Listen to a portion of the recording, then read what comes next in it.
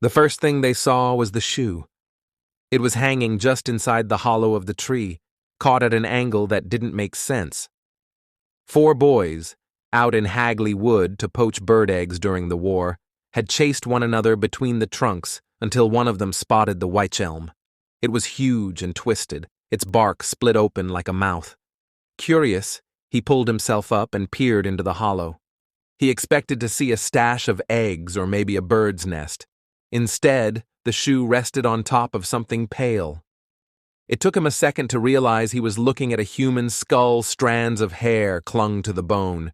Teeth showed in a half grin that wasn't a grin at all.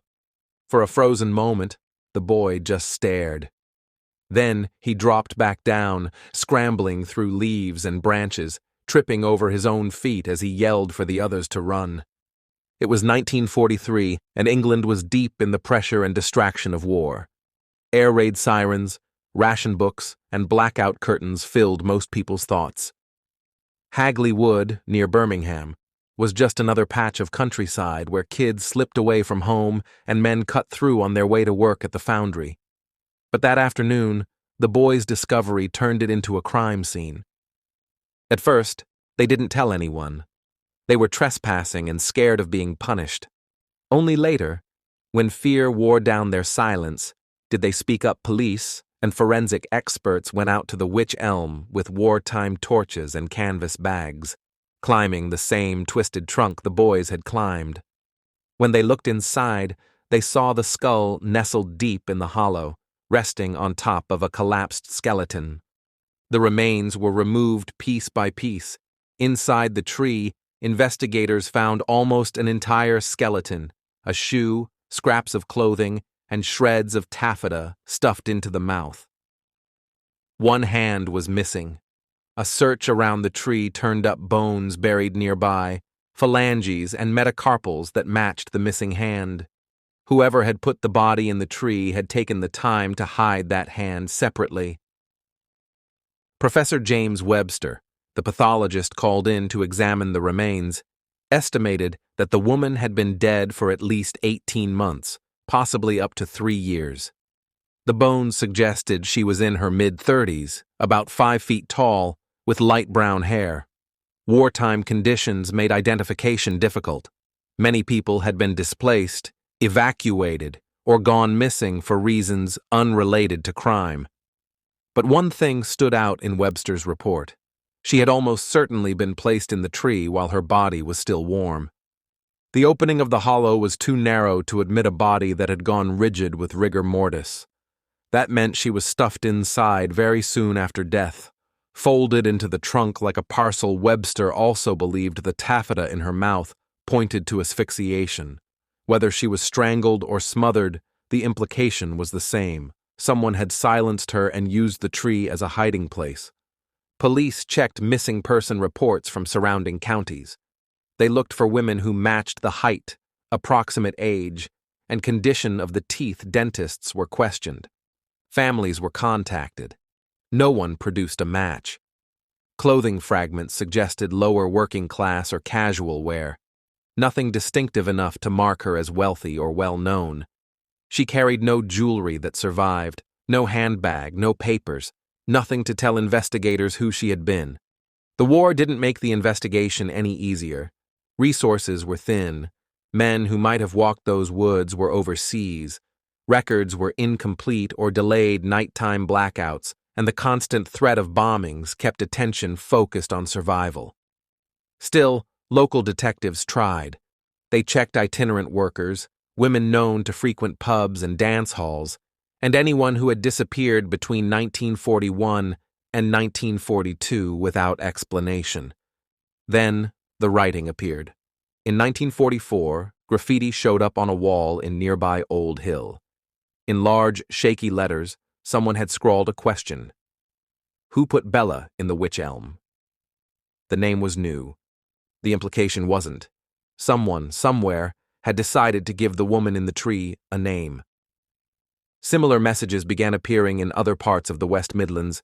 Who put Bella in the Wych Elm? Hagley Wood Bella. The handwriting varied, but the message stayed the same. as if the town itself were accusing someone it couldn't quite name. Police seized on the word Bella, wondering if it pointed toward a real woman.